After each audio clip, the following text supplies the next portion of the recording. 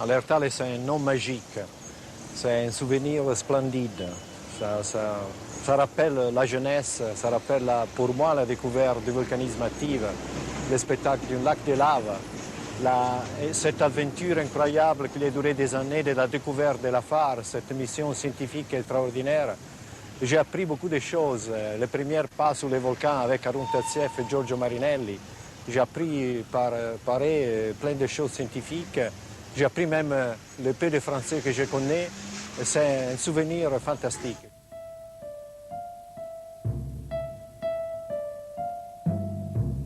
Pour le responsable de la volcanologie italienne, l'exploration de la phare en compagnie d'Harun Taziev marqua de façon déterminante le début de sa carrière.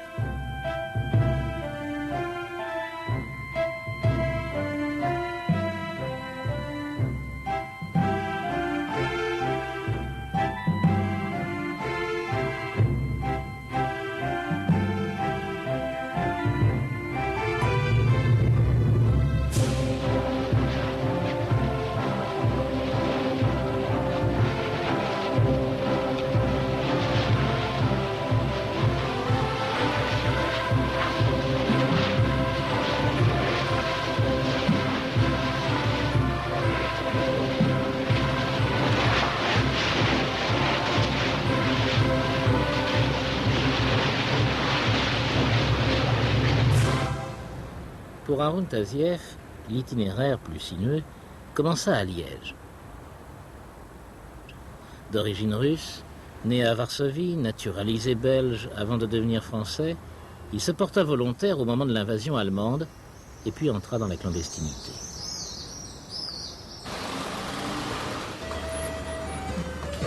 C'est la vieille foire de Liège annuelle, mais en ce même endroit, boulevard d'Avroy, à côté de la Gestapo, il y a 50 ans, c'était pas la fête.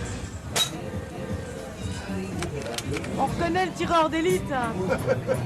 Mais dites-moi, vous avez tué des hommes pendant la guerre? Oui. Oui, pendant la guerre où j'étais en uniforme, la campagne de mai 40, là j'ai tué des hommes. Pendant la résistance, non, j'en ai pas tué. Harun Taziev a réellement milité dans la résistance de la Lufthansa. Ah oui.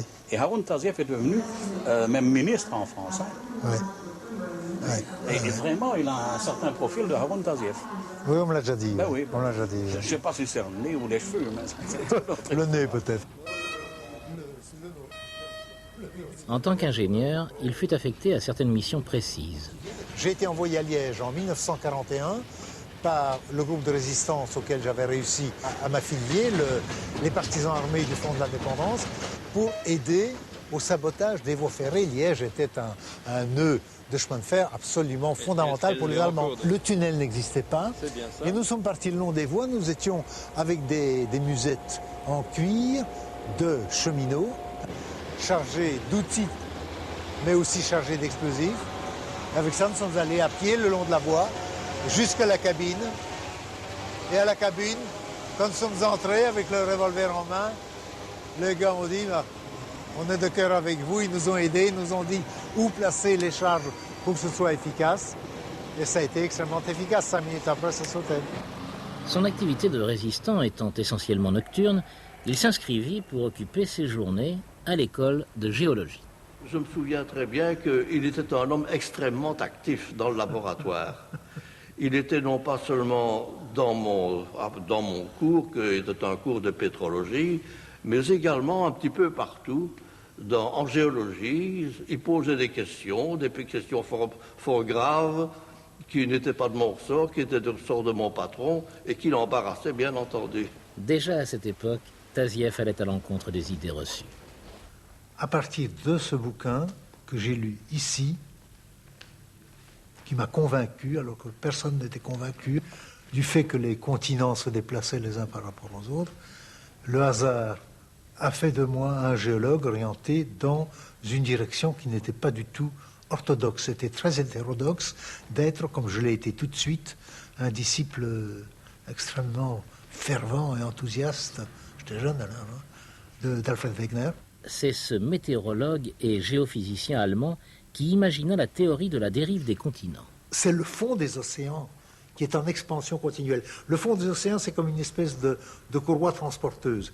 À partir d'un point central, les deux courroies s'écartent, deux larges courroies qui s'écartent et s'en vont jusqu'au continent et repoussent les continents. Et si c'est en sens inverse, des continents peuvent se rapprocher. Enfin, c'est ce qui est devenu depuis lors, admis par tout le monde maintenant, la théorie de la tectonique de plaques. Soyez le bienvenu à l'université d'Addis Abeba. Merci mille fois, merci mille fois. Nous sommes très heureux de vous avoir à Addis Abeba et en particulier en ces lieux. Ce palais a été construit par l'empereur Haïlé Sélassié dans les années 30. L'image du Négus, interdite après son arrestation et sa mort, circule à nouveau dans la capitale éthiopienne. Et le lion de Juda, qui évoque Salomon, a survécu aux régimes militaires qui se sont succédés depuis.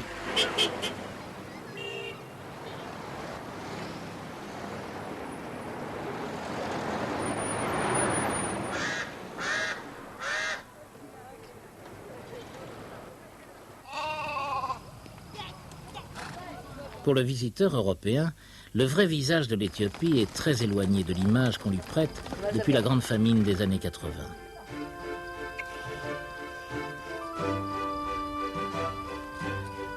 Au sud d'Addis Abeba, en pleine verdure, les marques du volcanisme sont nombreuses, alignées dans l'axe de cette immense faille nord-sud qu'est le Grand Rift africain.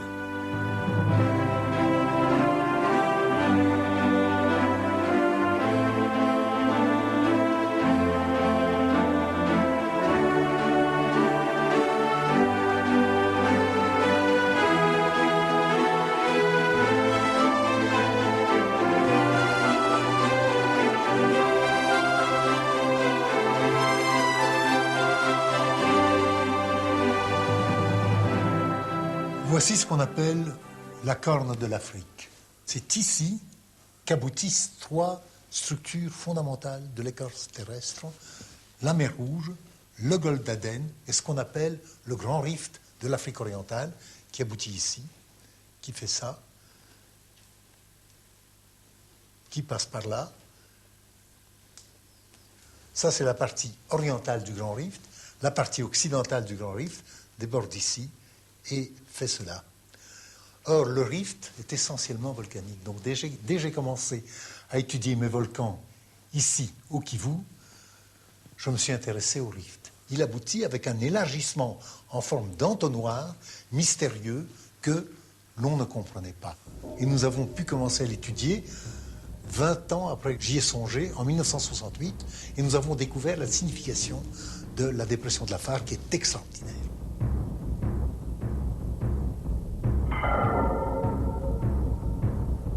Le premier étonnement, ce fut la découverte de la plaine de sel du lac Dalol, immense étendue à 120 mètres au-dessous du niveau de la mer, exploitée depuis les temps bibliques.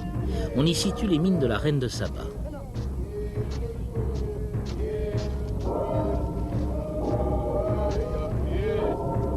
La boue salée constituait un piège redoutable pour les premiers convois qui osèrent s'y aventurer.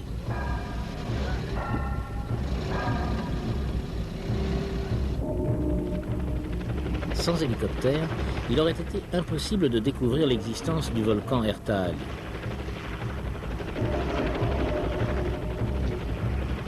« 20 ans après, l'armée éthiopienne, qui n'est plus en guerre, met à notre disposition un hélicoptère de fabrication soviétique pour nous permettre de retourner sur les lieux. Cet appareil, très lourd, a la particularité de décoller en roulant, comme un avion.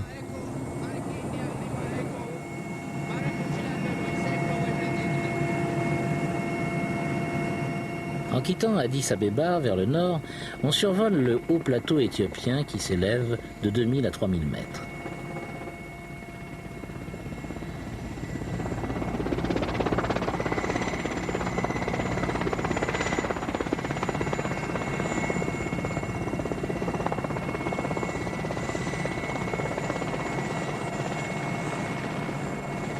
Le pilote nous propose une halte à Lalibela, afin d'y admirer les églises monolithiques creusées dans le tuf volcanique.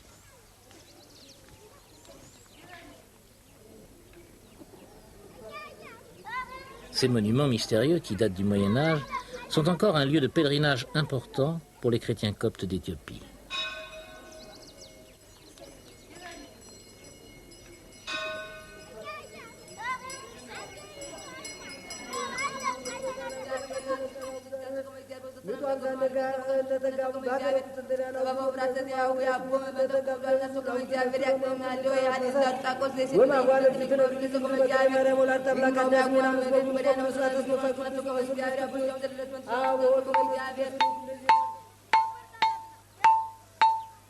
C'est une cloche volcanique et une roche volcanique. C'est de la phonolite, c'est une lave qui est proche des basaltes, pas tellement loin des basaltes. Et comme son nom l'indique, phonolite, elle résonne.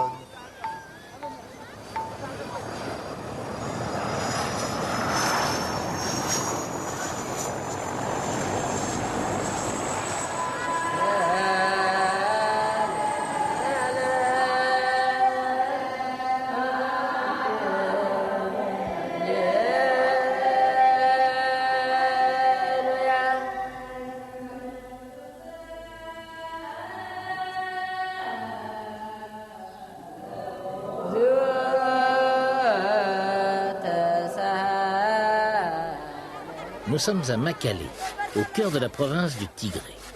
Les briques de sel que l'on y vend ont été acheminées par caravane depuis la plaine de sel de l'Afar.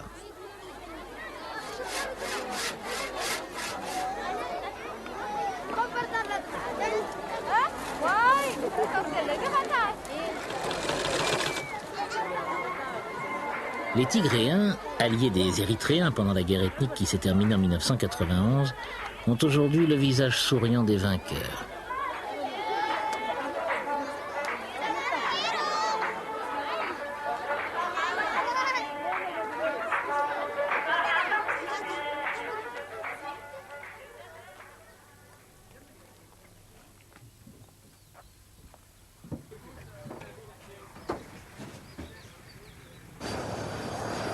Décollage sous la pluie.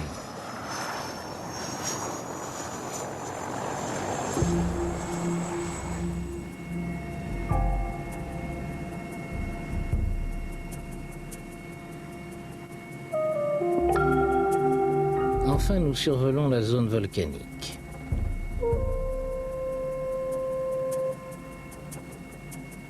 Le cratère de l'Allée Bagou.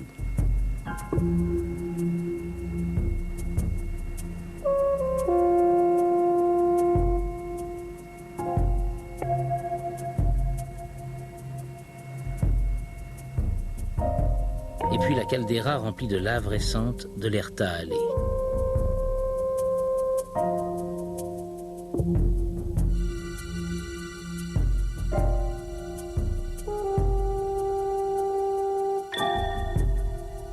À l'emplacement de cet immense trou fumant, apparemment comblé, se trouvait l'ancien lac de lave.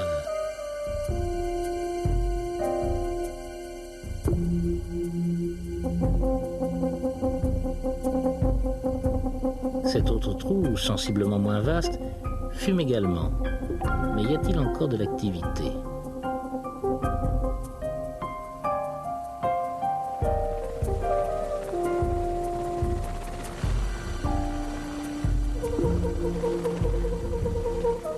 Il semble que oui, malgré la lumière solaire, on aperçoit des points incandescents.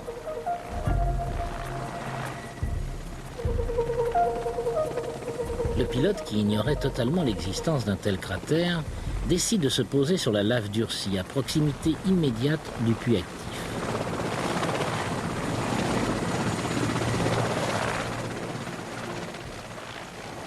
Deux membres de l'équipe sautent pour repérer le terrain de façon à éviter la crevaison des pneus.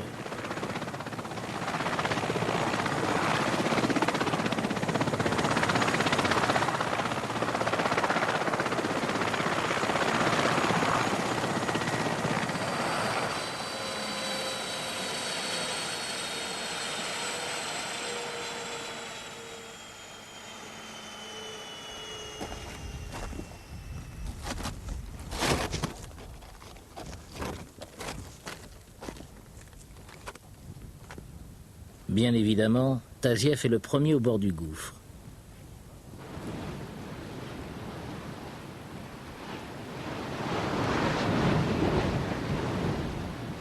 Gilbert, guide de Chamonix et responsable de la sécurité, prend sa mission très à cœur. Voilà, ici on voit bien. Je vais même m'asseoir là.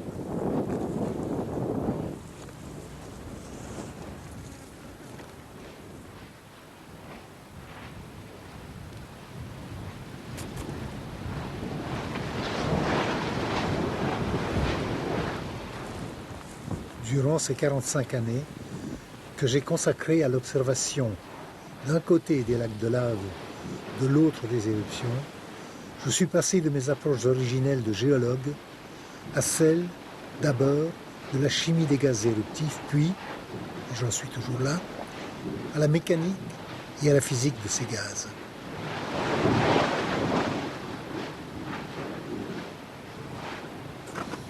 Metaziev n'est pas un homme qu'on attache.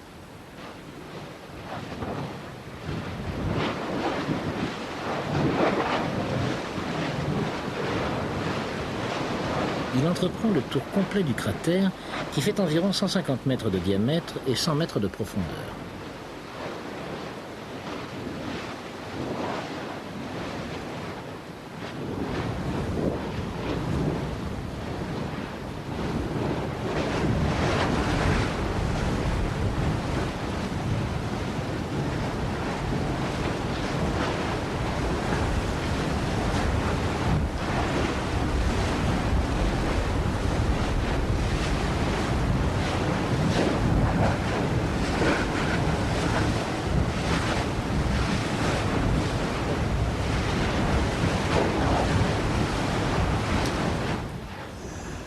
Ce volcan, le Ertaale, ce qui signifie dans la langue afar la montagne qui fume, nous l'avons découvert en 1968 par le plus grand des hasards.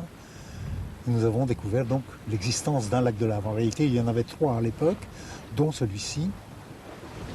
Nous pensions, comme tout le monde le pensait à l'époque, que dans la Fave, il n'y avait pas de volcan en activité. Et nous avons, un soir, en nous couchant, on dormait en plein air, bien sûr, dans la plaine de Selle, nous avons vu au loin le ciel rougeoyer.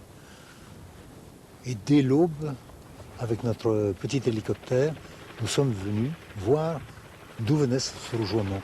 Et ce rougeoiement, c'était le lac de lave de l'Ertaale, qui était beaucoup plus grand qu'il n'est aujourd'hui, qui était extraordinaire, superbe, et ça a été une des grandes joies de mon existence professionnelle. Et nous l'avons étudié de 68 à 73.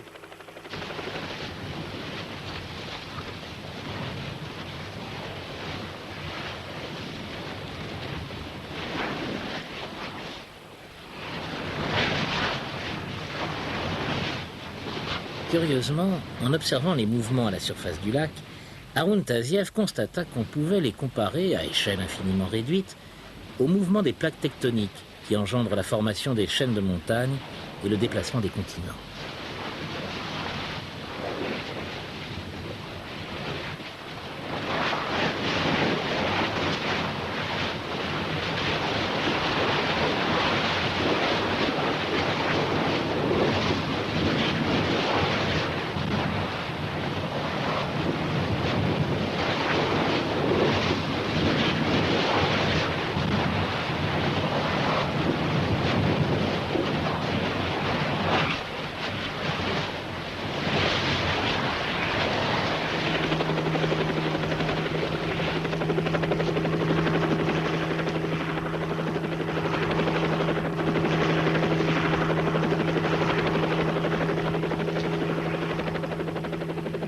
Et la dernière fois, c'était donc en 73, dans le puits qui est ici derrière moi, le lac de lave arrivait à hauteur de la lèvre du puits. Il était même en convexité au-dessus du puits et il débordait à tout moment, à gauche, à droite. Et la coulée sur laquelle nous sommes, et toutes les coulées qui sont autour, sont des témoins de ces débordements qui ne s'interrompaient pratiquement jamais et qui rehaussaient de leur épaisseur le fond de ce cratère.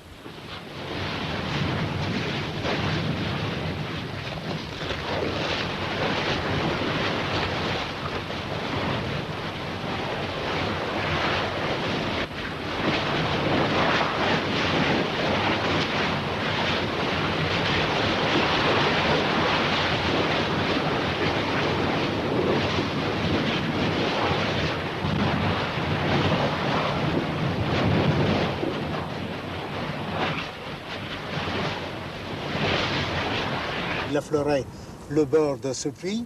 Maintenant, il est à près de 100 mètres de profondeur. Il est 2 à 3 fois plus petit qu'il n'était à l'époque, mais sinon l'activité est tout à fait similaire. Le lac de lave permet de faire des observations, des mesures, des études sur l'activité, sur les mécanismes éruptifs qu'aucun autre type de volcan ne nous offre.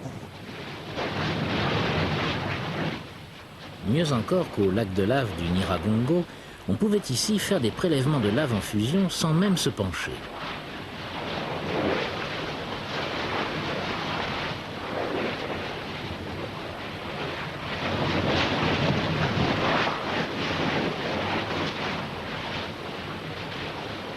Pour recueillir les gaz éruptifs, il suffisait de s'approcher d'un des ornithos qui se dressait çà et là.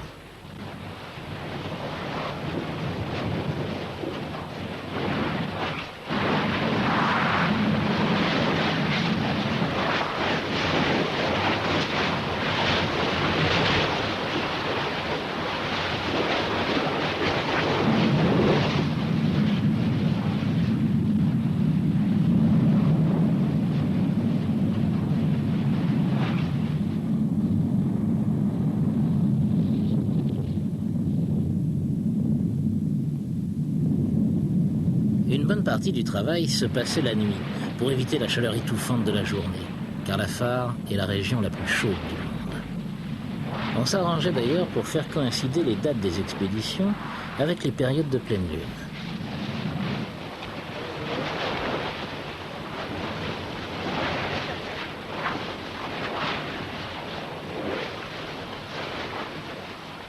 Nous l'avons continué jusqu'en 1973, où les conditions politiques de l'Éthiopie nous ont interdit de revenir ici. Il a fallu attendre 20 ans pour que nous y soyons de nouveau.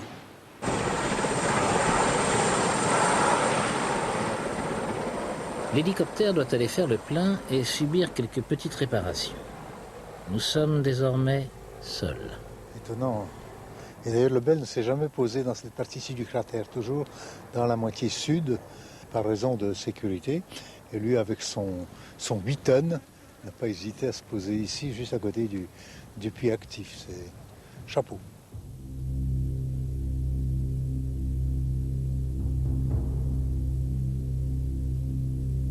On appelle ceci des laves cordées.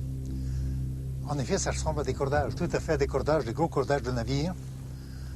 Et c'est le fait, une des caractéristiques des laves très fluides, comme le basalte qui est la caractéristique du volcan Erthale. Les basaltes, quand ils sont très fluides, lorsqu'ils s'écoulent, donnent souvent ces structures qui sont dues à des différences de rapidité au sein même de la coulée, à cause des frottements internes à la coulée. On appelle ceci des cheveux de Pélée. Lorsque le vent est assez fort ou que les gaz qui s'échappent du magma sont assez puissants, ils étirent la lave fondue, quand elle est encore au-dessus de 1000 degrés, jusqu'à en faire des fils qui ont l'épaisseur d'un cheveu. Pélée était la déesse du feu des indigènes de l'île Hawaï, où il y a un volcan très semblable à celui-ci qui s'appelle le Kilauea. Les fumées qui sont derrière sont ce qui reste pour le moment, actuellement, du lac de lave, beaucoup plus important que celui-ci comme surface, qui occupait, quand nous étions ici dans les années 60 et 70, le cratère nord de l'Erthale. L'effondrement des parois a recouvert la lave et pour le moment on ne la voit pas.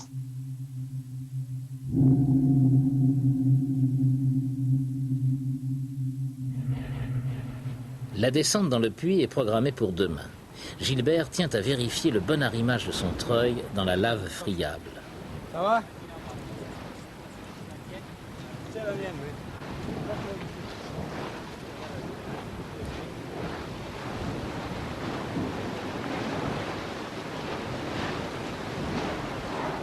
La nuit tombée, l'activité du lac s'intensifie, pour notre plus grand plaisir.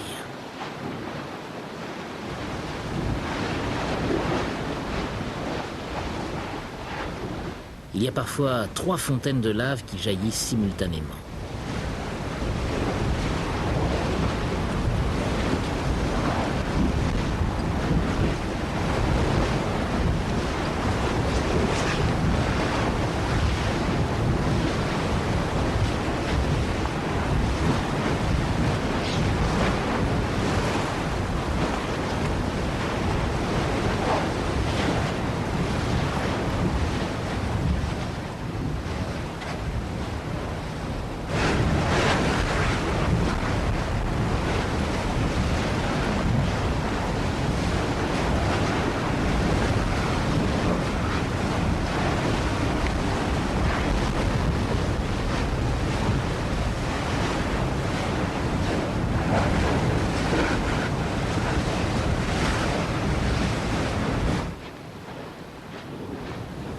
spectacle fascinant au vrai sens du terme, mais que l'on doit hélas abandonner, vaincu par la fatigue.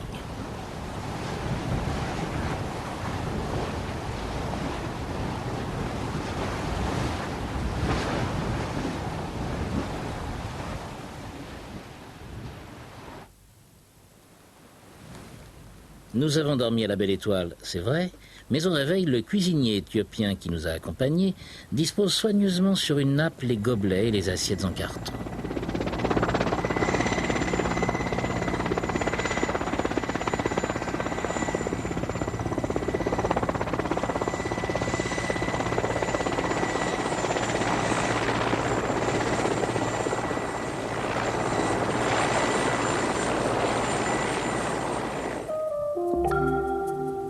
On est en train d'installer un treuil pour essayer de descendre jusqu'au lac de lave, le petit lac de lave qui existe toujours ici.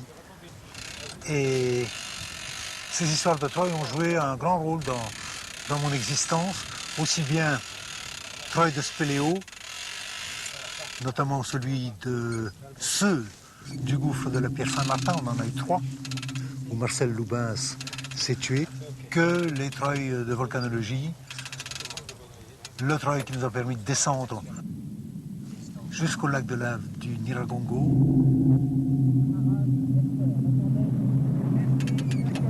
fin des années 50, et le treuil que nous avons emmené, fabriqué spécialement et emmené à l'Erebus, dans l'Antarctique, où il y a également un lac de lave.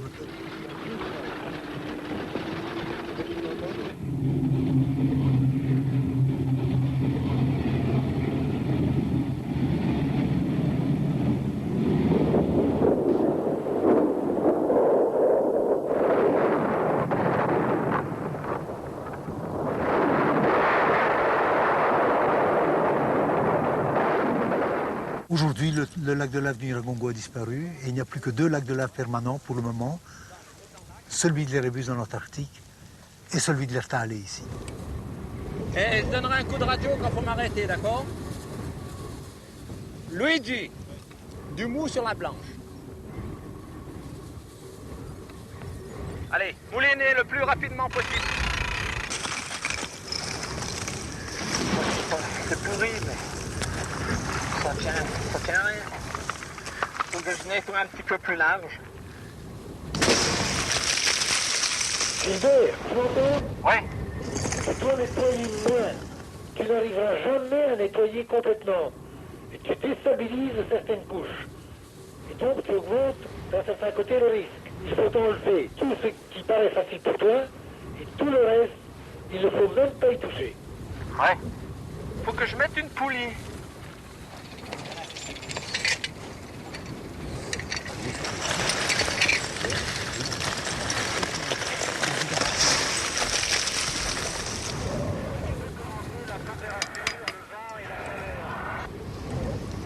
Je peux pas te dire la température, je sais que j'ai monstre chaud.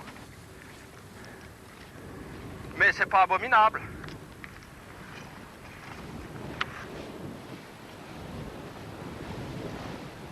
Il te reste beaucoup de cordes? 7 mètres.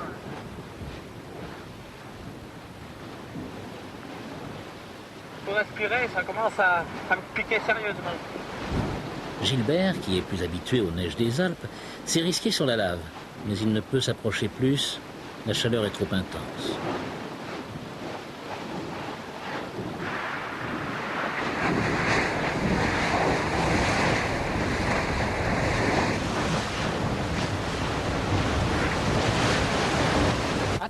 Une fois remonté, il organise la descente de l'équipe. Pas très rassuré. Et cherche pas à mettre les pieds, il faut y aller n'importe comment. De toute façon, les pieds, tu tournes en araignée là-dessous, alors. Moule le câble.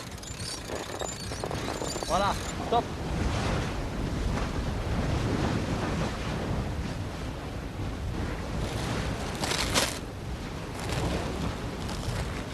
Cette mission n'a aucun programme scientifique. Il s'agit simplement de filmer le puits de feu sous un angle nouveau.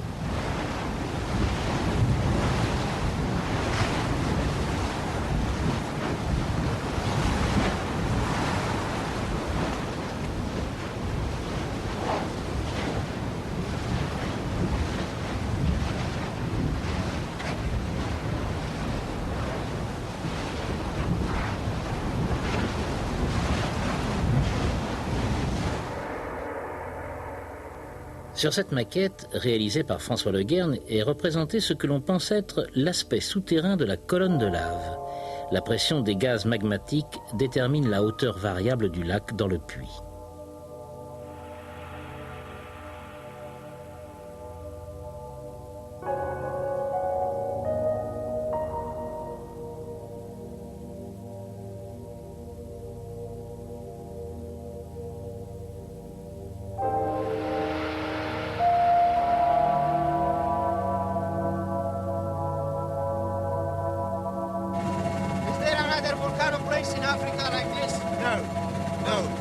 There is another one presently in Antarctica. I see. And the other one, the unique other one, is here in the Afar Depression in Ethiopia. À l'exception de l'Erebus, ce lac de lave est unique à la surface de la planète. Et il se situe dans un paysage unique lui aussi, où toutes les formes de volcanisme coexistent avec des signes permanents d'activité.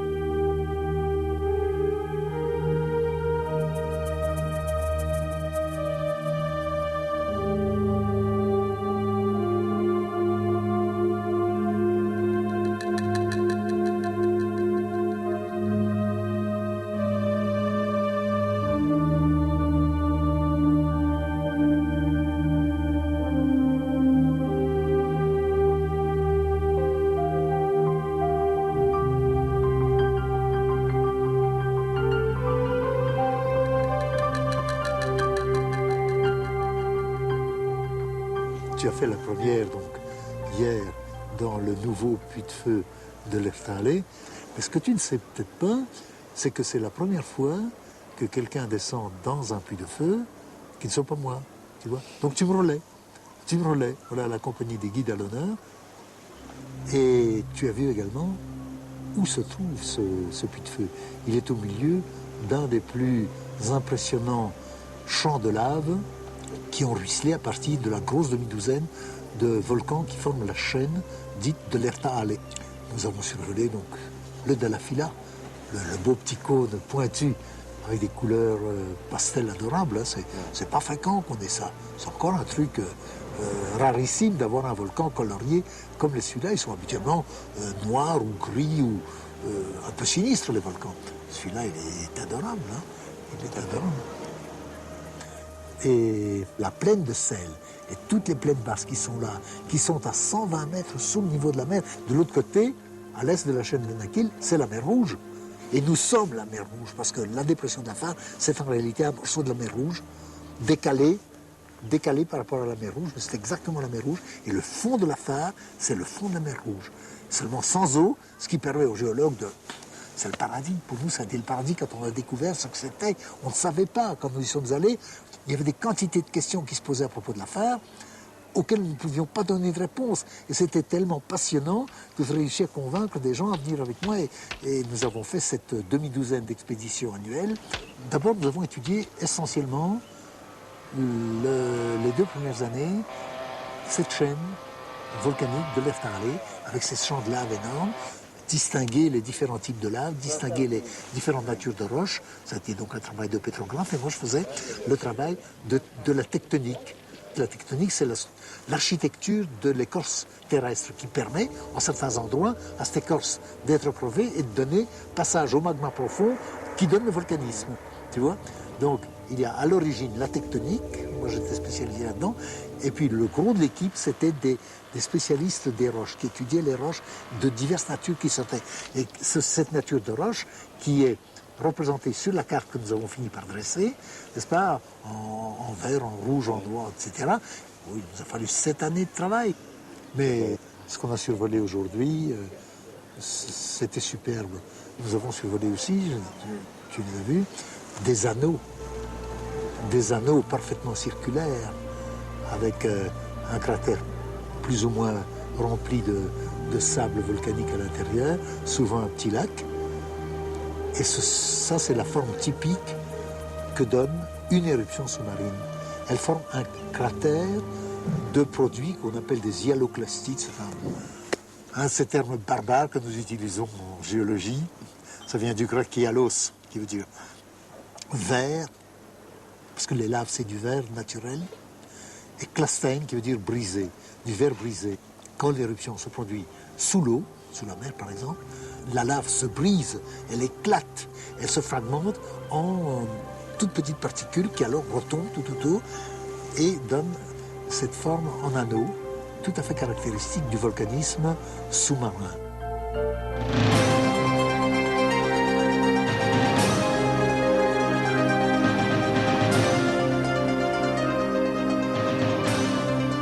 Et ce volcanisme sous-marin, Harun Tazieff en fut le spectateur privilégié à 2 reprises.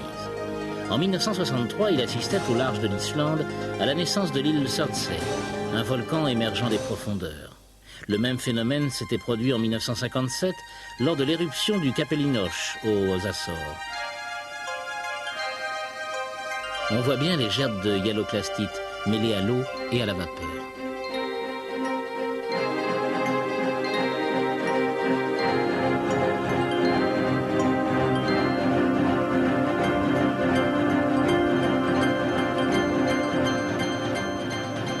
Nous voyons ici fort bien des preuves de l'origine sous-marine de cette structure volcanique. La superposition de ces strates a progressivement construit ce tronc de cône que l'on appelle un guyot. C'est le nom d'un géologue suisse début du siècle. Ce n'était au départ qu'un anneau, un simple anneau de hyaloclastite. Et puis petit à petit, cet anneau grossissait, s'épaississait à mesure que l'éruption se prolongeait jusqu'à former ces guyots. Ici, en Afar, se trouvent les seuls guyots existants à l'air libre. Tous les autres sont sous-marins. Il y en a des milliers, tous sur les fonds des océans. Évidemment, on ne les a jamais vus, mais on les détecte par échosondage. Certains atteignent 3000 mètres de hauteur.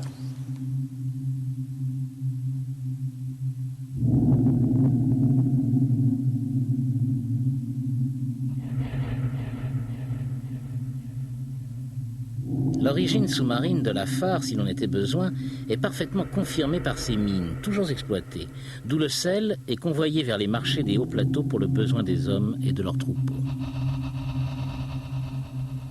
Immense variété des paysages de l'Afar, avec comme point commun l'absence, semble-t-il, de toute présence humaine. Et pourtant... C'est en Afar, et j'en ai une espèce de plaisir chauvin, c'est en Afar que l'on a découvert le plus ancien ancêtre de l'homme, pas encore homme tout à fait, mais déjà plus du tout singe, qu'on a baptisé du nom de stupide de Lucy, d'après une chanson des Beatles, et dont je préfère de loin le nom éthiopien, Birkinesh, qui veut dire magnifique, ou simplement le nom latin scientifique Australopithecus afarensis, c'est-à-dire australopithèque de l'Afar.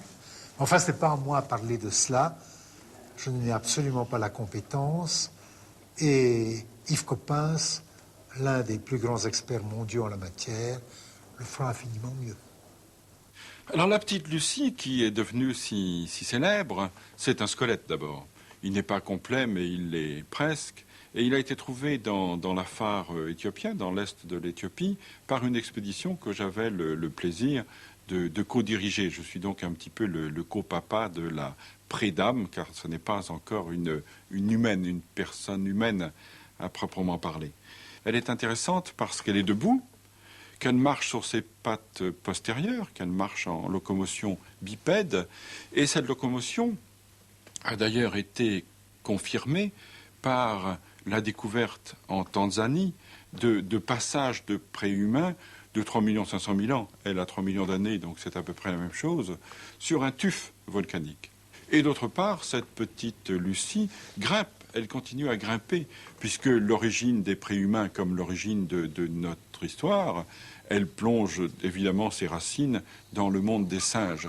Alors pourquoi tout d'un coup ces singes sont devenus ces préhumains? Eh bien parce que il y a eu un événement tectonique qui est l'effondrement du rift, et le rift, dans son effondrement, a entraîné tout le changement de tout le climat, de la température, du régime des pluies et par suite du paysage, de tout cet Est africain qui donc est le berceau de l'humanité.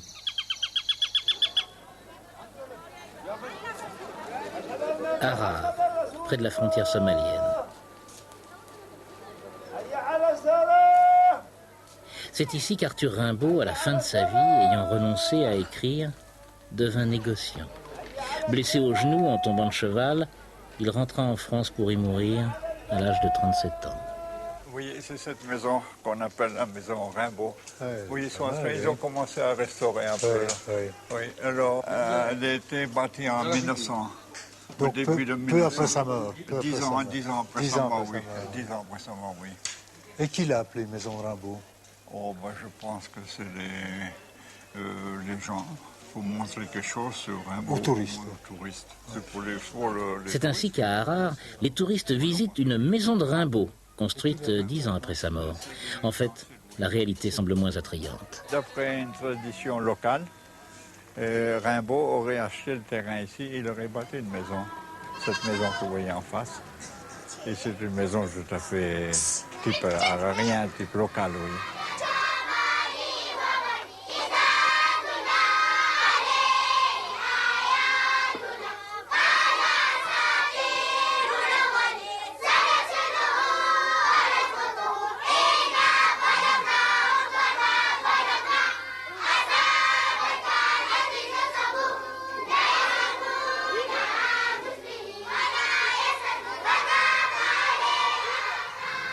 Nous sommes partis aujourd'hui de Dire Dawa et nous avons rejoint le haut plateau éthiopien. Le haut plateau qui forme la majeure partie, au point de vue surface, de ce gigantesque empire, parce qu'il s'agit d'un empire, ce n'est pas une nation. C'est toute une série de nations réunies sous la férule impériale. Que cette férule soit maniée par un empereur, comme celui que j'ai connu, Haïlé Sélassié, ou qu'elle soit maniée par un dictateur militaire, comme ça avait été le cas pour celui qui l'a renversé en 1974. Les empires éclatent les uns après les autres dans le monde, et celui-ci, je le crains, et peut-être même le souhaitais-je, il va peut-être éclater aussi, en nations diverses. Mais ce qui frappe surtout quand on survole cela en hélicoptère, donc à altitude relativement basse, c'est le relief extraordinaire. Tout le haut plateau éthiopien semble avoir été soulevé en bloc et cela a donné une érosion extraordinaire, puisque c'est un pays où il pleut beaucoup, et des pluies très violentes avec des ruissellements d'eau colossaux dont le pouvoir érosif, déjà énorme par les différences d'altitude, est accru encore par tout ce que ces torrents arrachent au sol, la terre, le limon, le sable, les pas de pierres, de rocs tombés des parois. Tout cela possède un pouvoir érosif colossal qui creuse des canyons qui, moi, m'impressionnent beaucoup plus que le trop célèbre, trop classique Grand Canyon du Colorado. Ici, des canyons, il y en a de toutes les espèces, de toutes les formes, partout, et donc actuellement en cours d'érosion de plus en plus vive à mesure que le plateau continue vraisemblablement à s'élever, alors qu'au contraire, sur ses bords, tout s'affaisse, aussi bien le rift dans lequel nous sommes ici, qui est le grand rift éthiopien, que dans la fabuleuse dépression des Afars que nous avons donc fini par pouvoir explorer. Une fois que nous avons bien compris ce qu'était l'Afar, quelle était sa nature tectonique et géologique, que c'était un fond d'océan et que le rift central était d'une activité tout à fait exceptionnelle, nous en avons été tellement convaincus nous-mêmes que j'ai réussi à convaincre le directeur de l'Institut géographique national d'installer un réseau de bornes en ciment plantées dans le roc pour faire des lectures au laser au millimètre près sur des dizaines de kilomètres de longueur, donc un réseau géodésique. Et j'ai convaincu également le directeur de l'époque de l'Institut de physique du globe d'installer un réseau sismique pour surveiller ce qui allait se passer. Tellement nous étions sûrs que quelque chose allait se passer. Ça a été installé en 72-73 et en 78, le quelque chose est arrivé. Le quelque chose, ça a été l'extension soudaine de la croûte terrestre, extension d'1,80 m en moyenne, après sans doute 1 ou 2 siècles de tensions accumulées entre l'Afrique qui est de ce côté-là et l'Arabie qui est de l'autre côté, avec naissance du volcan Ardoukoba, logé ici, que j'ai baptisé Ardoukoba, du nom qui, sur la carte topographique, marque cet endroit.